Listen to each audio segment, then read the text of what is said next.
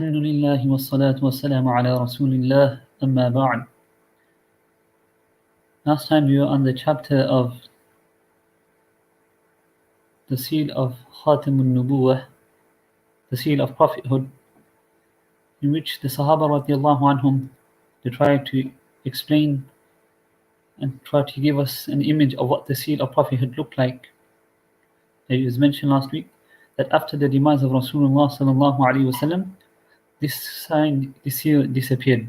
That this seal itself was a unique mu'jiza, unique attribute of Rasulullah sallallahu alaihi wasallam. So the hadith that we reached, the next hadith, وبه قال حدثنا محمد بن بشار قال حدثنا أبو عاصم قال حدثنا عزرة بن ثابت قال حدثني علباء بن أحمر اليشكري قال حدثني أبو زيد عمر بن أخطب الأنصاري قال قال لي رسول الله صلى الله عليه وسلم يا أبا زيد. This hadith was done from Sahih. The next hadith, وبه قال حدثنا أبو عمار الحسين بن حارث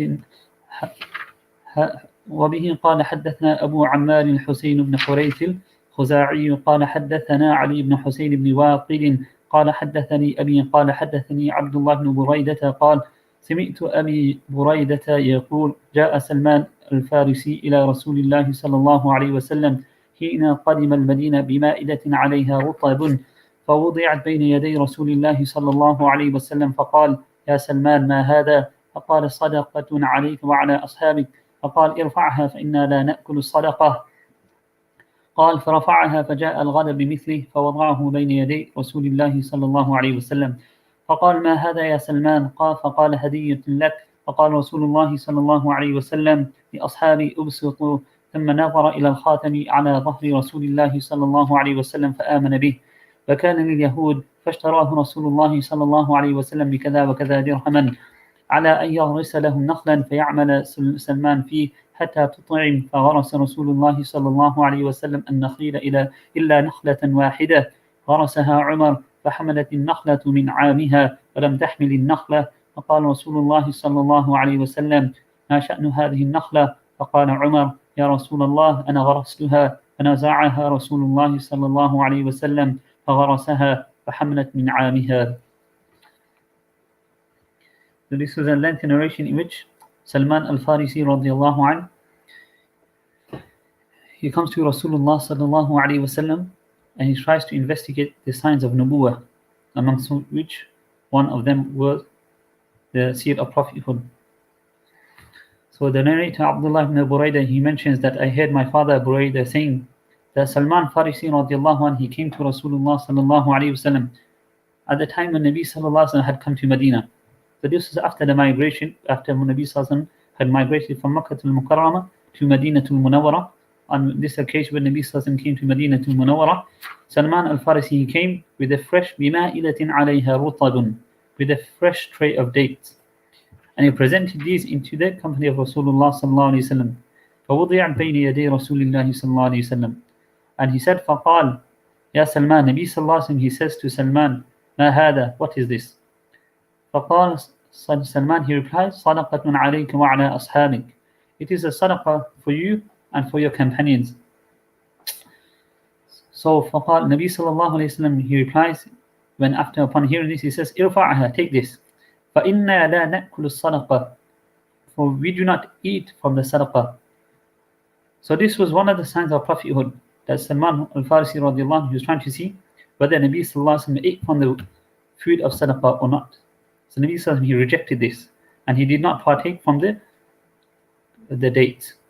So فإنا, we do not take. What does this refer to? One opinion is that it is for ta'zim, for the respect of Rasulullah sallallahu alayhi wasallam.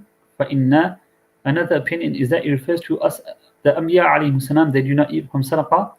And a third opinion is that the family of Rasulullah sallallahu alayhi wasallam, they do not eat from that which is sadaqah. قال فرفعها, so he took this, he took it back. فجاء الغد بمثله, the next day he came back with the same thing. فوضعه بين يدي رسول الله صلى الله عليه وسلم, and he presented this again in front of Rasulullah صلى الله عليه وسلم. So Nabi Sallallahu asked him again for the second time on the second day, Ma hada ya Salman, what is this, O Salman? And this time he says, فَقَالْ هَدِيَّةٌ لَكَ. So on the first day he said sadaqah, on the second day he says hadiyya, is a gift. هَدِيَّةٌ لَكَ. فَقَالَ رَسُولُ اللَّهِ صَلَّى اللَّهُ عَلَيْهِ وَسَلَّمْ لِأَصْحَابِهِ. Nabi sallallahu alayhi wa sallam, he says to his companions, أُبْسُطُوا, help yourselves. So one of the signs of Nubuwwah was that Nabi sallallahu alayhi wa sallam would not eat from that which was sadaqah. And the second sign was that he would take from hadiyya. So now he has witnessed two signs, that he rejected the wealth of sadaqah. Secondly, he took the hadiyya. And thirdly, he was looking for the seal of prophethood. So ثم نظر إلى الخاتم على ظهر رسول الله صلى الله عليه وسلم. So then he looked at the seal of prophethood on the back of Rasulullah صلى الله عليه وسلم. فآمن به. And upon seeing this, he brought iman upon Rasulullah صلى الله عليه وسلم. And at the time, وكان لليهود, Salman was a slave. He belonged to a Yahud, a Jew. I'll discuss this shortly, exactly how this happened. فاشتراه رسول الله صلى الله عليه وسلم. Nabi sallallahu alayhi wa sallam, he brought him for a certain amount of dirhams. Now at the time there was this one contract a slave could make with his master was the contract of mukataba, but the slave would become mukatab and he would buy his own freedom. So the master would stipulate a certain amount that the slave had to pay, and with the agreement from both the slave and the master, once the slave had paid this much amount, this slave would become free. So Salman, he made this deal with the Yahud, this Jew, and he was from the tribe of Banu Qurayza. At a certain amount would have to be given in wealth. This was one of the conditions. And another condition for him to gain his freedom was that عَلَىٰ أَن يَغْرِسَ لَهُمْ نَخْلًا, that he would plant date palms for this Jew. Also, فَيَعْمَلَ Salman فِي, and Salman would have to tend to them. حَتَّى تُطْعِمْ, until these date palms bore fruit. And how many? There was approximately, in another narration, that he had to plant 300 date palms. So Nabi sallallahu alaihi wasallam, in other narrations it is mentioned, that Nabi sallallahu alaihi wasallam also paid that money by which Salman became free, and he also helped plant those date palms. فَغَرَسَ رَسُولُ اللَّهِ صَلَّى اللَّهُ عَلَيْهِ وَسَلَّمْ النَّخِيلَ إِلَّا نَخْلَةً وَاحِدَةً. Nabi sallallahu alaihi wasallam himself with his blessed hands, he planted those date palms except for one. غَرَسَهَا Umar planted that one. فَحَمَلَتِ النَّخْلَةُ مِنْ عَامِهَا. All the date palms that Nabi sallallahu alaihi wasallam planted with his own hands, they all bore fruit that year. Now this was the mu'jiza of Rasulullah sallallahu alaihi wasallam, that these date palms were planted out of season, but despite this, they all bore fruit in the same year. وَلَمْ تَحْمِلِ النَّخْلَةِ. But that one date palm, which was Hazrat Umar radiallahu planted, this never bore fruit. So this was to show the uniqueness of the mu'jiza of Rasulullah sallallahu alayhi wasallam. So Nabi sallallahu alayhi wasallam, he says, فَقَالَ رَسُولُ اللَّهِ sallallahu alayhi wasallam مَا شَأْنُ هَذِي النَّخْلَةِ. What is with this one particular date palm? فَقَالَ عُمَرْ يَا رَسُولَ اللَّهِ. Umar says, O Rasulullah, أَنَا غَرَسْتُهَا. I was the one that planted that particular date palm. فَنَزَعَهَا رَسُولُ اللَّهِ sallallahu alayhi wasallam. Nabi sallallahu alayhi wasallam, he removes it. فَغَرَسَهَا, he replants it.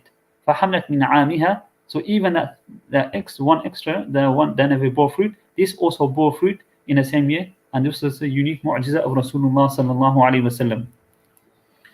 Now, because this hadith he mentions about Salman al-Farisi, we'll mention a few things about Salman al-Farisi radiyallahu anhu. He was amongst one of the great Sahaba radiyallahu anhum, and they say in different narrations he comes. Some narration that he lived he had a lifespan of 150 years, and some go to say that he lived up to 300 years. In one narration it is mentioned that when the verse وَإِن تَتَوَلَّوْا يَسْتَبْدِلْ قَوْمًا غَيْرَكُمْ ثُمَّ لَا يَكُونُوا أَمْثَالَكُمْ, which means, and if you turn away, then Allah, He will replace you with some other people and they will not be like you. The Sahaba radiallahu anhum inquired, O Rasulullah, who are those people who will take our place? At the time of Rasulullah sallallahu alaihi wasallam, Salman al-Farisi was in the company of Rasulullah sallallahu alaihi wasallam. So Nabi sallallahu alaihi wasallam patted the back of Salman radiallahu anhu, and he said, I swear by the name of the being in whose hand lies my life, if Iman was suspended on Thuraya, referring to the stars, the people of Faris would have taken it from there also. And some of the ulama, they mentioned that this was a glad tidings in favor of Imam Abu Hanifa rahimahullah, and how he would contribute to the deen, and the level of understanding of the deen he would acquire. So Sayyidina Salman radiallahu anh, to understand this hadith completely, he mentions one in the narrations of a hadith. Salman al-Farsi, he himself narrates how he came into the fold of Islam. It is quite a detailed narration. Try to cover today. He mentions that he was a resident in the province of Asbahan at a place called Jay. And he himself, he's mentioning in first person, he says, my father was a headman, was the leader of that place. My father loved me very much. And I tried very hard to be successful in the religion of my father, which at the time he was a fire worshipper. So as a result, I became a caretaker of the temple. Once, on one occasion, my father, he mentions himself, my father sent me on an errand. And on this errand that I went for my father, I came across a church. I passed by a church. And out of curiosity, he went inside the church, and he saw the people of the church. He took a lot of, this affected him quite a lot, and he really liked what these Christians were doing. And so to the extent that he remained there until the evening. And he mentions, I inquired from them as to where their headquarters were. And they told him in Sham, Syria. So when I returned home in the evening, the family asked, where had I been all this time? You came back so late. So he says, I related to them what happened and how I went to the church and how I liked that religion a lot. So the father said to him, that religion is no good. And your religion of your father and your forefathers is the best. So in retaliation, Hazrat Salman, he mentions never, that because he took a love effect from the Christians, he said the religion of Christianity is the best. So he mentions, my father feared that I would leave the house and go to another place. So his father tied him up. He locked him with chains. He fastened chains to his leg so that he would not be able to leave the house. So while he was locked up, he managed to send a message to the Christians of the church that when the merchants from Sham, they come from Syria, they come, inform me. So when the merchants, they came to trade from Syria to the place that he was staying at, he managed to escape. He cut the chains and he managed to escape, and he managed to travel with these people to Sham. So when he reached Sham, he inquired from the people that who was the most learned people at the time, learned in the religion of Christianity. So the people directed him to one particular bishop. So he went and stayed in the company of this particular person, but he found him he wasn't practicing, that whatever hadayah would come, whatever people would give him and to distribute to the poor, he would collect, and he would not give the poor anything. But after he died, another bishop took his place, and he was very religious. He did not care for the material things, and he gave to the poor. So he stayed with him and he followed him until this person passed away. So when his end came near, Hazrat Salman, he worried for himself that after you pass away, who am I going to go to? Who can I seek advice from? So he mentioned that at this particular time, there is no one else besides him following the same path except for one person. And he said, this person, he lives in Mosul, and you should go to him. So after this bishop died, he travels to another person and he goes to Mosul. So when he reaches Mosul, he raised him so far what's happened, how he's had to travel around and he's searching for the truth and he's trying to follow the correct religion. So he allows him to stay in his service, and his time also comes near. When his time came near, he says to him that who shall I go to after you pass away? He said that there is one person in a place called Nasibain, that if after me, you should go to this place and relate your story to the person there. So he goes there and he stays in that person's company until his time also comes near. So when his time came near, he directs him to go to another place certain place. The name of this place was Ghamuriya. So he's had to travel around from one place to another. He's gone to Sham, then he's gone to Musan, then he went to Nasibain, then now he's gone to Ghamuriya. So now he's in Ghamuriya. He went and he lived there, and he lived with the bishop there for a while. And whilst he was living there, he worked and he earned some money. So when the person in Ghamuriya, this bishop, when his time came near, he asked him, what shall I do after your demise? Who should I go to? Then this person told him, he took an oath and he said, there is no learned person anymore that follows our path. And the time has come near for the final Nabi, for the final prophet to come. And he gave him a few signs of what this Nabi, this final prophet, how you will be able to recognize this final prophet. So, and this the hadith that we read today, these few final signs are mentioned by this bishop. He says, number one, he will follow the religion of Ibrahim alayhi salam. He will be born in the land of Arabia, and he will migrate to a place where dates will grow on both sides, where many dates will grow, and on both sides, the soil is stony. The Nabi will accept gifts, but he will not eat from sadaqah, which was mentioned in the hadith. He will accept gifts, but he will not eat from sadaqah. And the seal of Nubuwwah will be between his two shoulders. And it was for this reason that Nabi Sallallahu Alaihi Wasallam and Hazrat Salman Farsi, when he came into the company of Rasulullah Sallallahu Alaihi Wasallam, he was looking for the seal of prophethood, because he was told about these signs from this particular bishop. So if you can try and go to that place, then do so.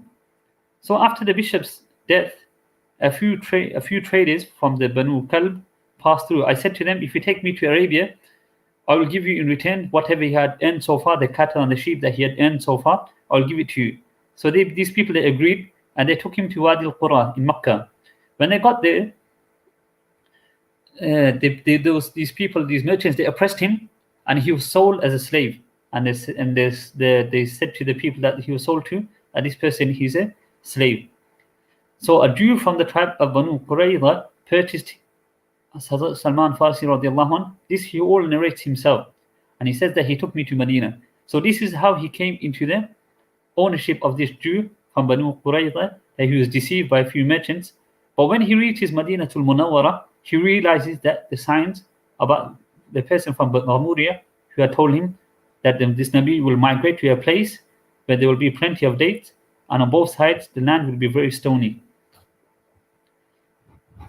So that's why he remained, even though he was a slave, he remained there in waiting for the final Nabi, for Rasulullah Sallallahu Alaihi Wasallam to come.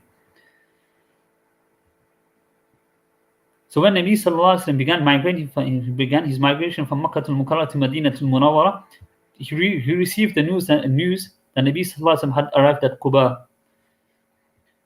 So when he mentions that when I heard the news about the arrival of Rasulullah Sallallahu Alaihi Wasallam, I took whatever I owned and I presented it to him, to Rasulullah Sallallahu Alaihi Wasallam. So the first time he went, because he said it was sadaqah, Nabi Sallallahu Alaihi Wasallam refused, and this was Hazrat Salman. He was trying to look for the signs that he was told about from the bishop of Ghamuriya.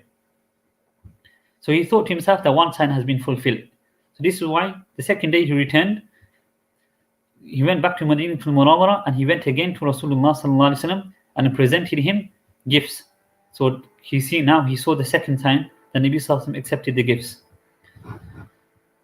Thereafter he mentioned that I attended the assembly of Rasulullah Sallallahu Alaihi Wasallam at the Baqi, at one of the funeral of one of the Sahaba radiallahu anhum. So I greeted him. He mentioned I greeted him and I attempted to look at the back of Rasulullah Sallallahu Alaihi Wasallam. Nabi Sallallahu Alaihi Wasallam realized what he was trying to do, that he was trying to look at the seal of prophethood in this narration of Hazrat Salman Farsi himself. So Nabi Sallallahu Alaihi Wasallam allowed him to look. And in zeal, he mentions, I bowed to kiss the seal of prophethood and I cried. And when Nabi Sallallahu Alaihi Wasallam told him to come in front, he narrates the entire incident to him. After this, he mentions, I continued to serve my Jewish master as a slave. But on one occasion, Nabi Sallallahu Alaihi Wasallam said, make an agreement with your master to let you become a mukatab, which I explained at the beginning, that there's a certain agreement that a slave could take with his master to pay a stipulated fixed amount of money to buy his own freedom. then the agreement that was made was that he would have to pay 40 uqiyah, was a particular weight, which ended up being a lot of gold. And the second condition, which was mentioned in the hadith, that he would have to plant 300 date palms and tend to them until they all bore fruit. So it so happened that some gold came into the company of Rasulullah sallallahu alaihi wasallam, and this was given to Salman Farsi. So Nabi sallallahu alaihi wasallam, he gave this money to allow Salman Farsi radiallahu anh to buy his own freedom. Hazrat Salman initially feared that this might not be enough money, but when the gold was weighed, it was enough. So the gold, the first condition was fulfilled, and Nabi sallallahu alaihi wasallam, like it was mentioned in the hadith, he himself planted the date palms for the Jew on behalf of Salman Farsi radiallahu anh, and they all bore fruit except the one that was planted by Hazrat Umar. But later on, Nabi sallallahu alaihi wasallam, he replaced this and he planted this himself as well. So this is how Hazrat Salman Farsi radiallahu anh, he became free. And another unique thing that Hazrat Salman al-Farsi radiallahu anh was known for was that during the Battle of Khandaq, a trench was dug according to his advice. So because the people of Saudi Arabia at the time, they had no knowledge regarding this. So Hazrat Salman Farsi radiallahu anh, he gave the opinion to dig a trench. So, and in a few days, a very large trench was dug, which prevented the enemies from Makkah to come and enter into Medina.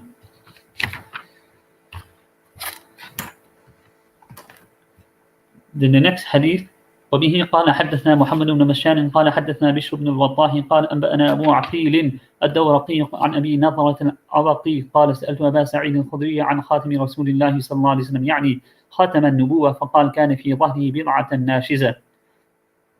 Similar narration that the narrator Abu Nadr al-Awaqi, he mentioned that I asked Abu Sa'id al-Khudri radiallahu regarding the seal of prophethood, يعني خاتم النبوة, and he mentions the description that he gave was, it was on the back of Rasulullah sallallahu alaihi wasallam. It was like بضعة ناشزة. It was a protruding piece of flesh that was bumping. It was visible, which has been mentioned before. And the last hadith regarding this chapter. وبه قال حدثنا أحمد بن المقدام أبو الأشعث العجلي البصري قال حدثنا حماد بن زيد عن عاصم الأحبري عن عبد الله بن سار الجسم قال أتيت رسول الله صلى الله عليه وسلم وهو في أناس من أصحابه فدرت هكذا من خلفه فعرف الذي أريد فألقى الرداء عن ظهره فرأيت موضع الخاتم على كتفيه مثل الجمع حولها خيلان كأنها ثآليل فراجعت حتى استقبلته فقلت غفر الله لك يا رسول الله فقال ولك فقال القوم استغفر لك رسول الله صلى الله عليه وسلم فقال نعم ولكم ثم تلا هذه الآية فاستغفر لذنبك وللمؤمنين والمؤمنات. In this narration, Abdullah ibn Sarjis, he mentions that I came to Rasulullah sallallahu alaihi wasallam and he was seated with his companions radiallahu anhum, and I went فدرت هكذا, and he tries to explain at the time of narrating this incident that he was maybe explaining that it was in this particular area. I went behind Rasulullah sallallahu alaihi wasallam and to try to see the seal of prophethood. فعرف Nabi sallallahu alaihi wasallam realized what I intended. فألقى الرداء عن ظهره. So Nabi sallallahu alaihi wasallam lowered his garment from his back, allowing me to see the seal of prophethood. فرأيت موضع الخاتم على كتفيه. So I saw the place where the seal of prophethood was, and he explains his description of it is how he understood it to be مثل الجمع. It was like a cluster. حولها خيلان, surrounded by like a till and like molds, like meaning the color of it was slightly dark. So it was like small black dots kind of around the place of the seal of prophethood. كأنها ثآليل, and it tries to give an image like it was like a wart, meaning it was sticking out. Like somehow the other Sahaba explained it, like it was a protruding piece of flesh. فرجعت حتى استقبلته. Then I returned until I was facing Rasulullah sallallahu alaihi wasallam. فقلت, then I said, غفر الله لك يا رسول الله. May Allah forgive you, O Rasulullah. فقال ولك, in return Nabi sallallahu alaihi wasallam, he says to him, and may Allah forgive you also. فقال القوم. So at the time of this Sahabi, he was narrating, he says, استغفر لك رسول الله, meaning, and in question has been implied here, did Nabi sallallahu alayhi wasallam seek forgiveness for you? استغفر لك رسول الله صلى الله عليه وسلم فقال نعم. So the Sahabi replies, yes, and he not only for me, ولكم as well. That at the time maybe it was just only for him, but Nabi sallallahu alayhi wasallam, he sought forgiveness for all the believers. referring to ثم تلا هذه الآية, then he read the verse, واستغفر لذنبك وللمؤمنين والمؤمنات, and seek forgiveness for your sins and for all the believing men and all the believing women. The Nabi Sallallahu was given an instruction, given the command, not only to seek forgiveness for himself, but to seek forgiveness on behalf of all the believers. So may Allah subhanahu wa ta'ala give us the ability to understand what has been read and give us the true love for Rasulullah sallallahu alayhi wa sallam, and allow us to follow in the sunnah of Rasulullah sallallahu alayhi wa sallam.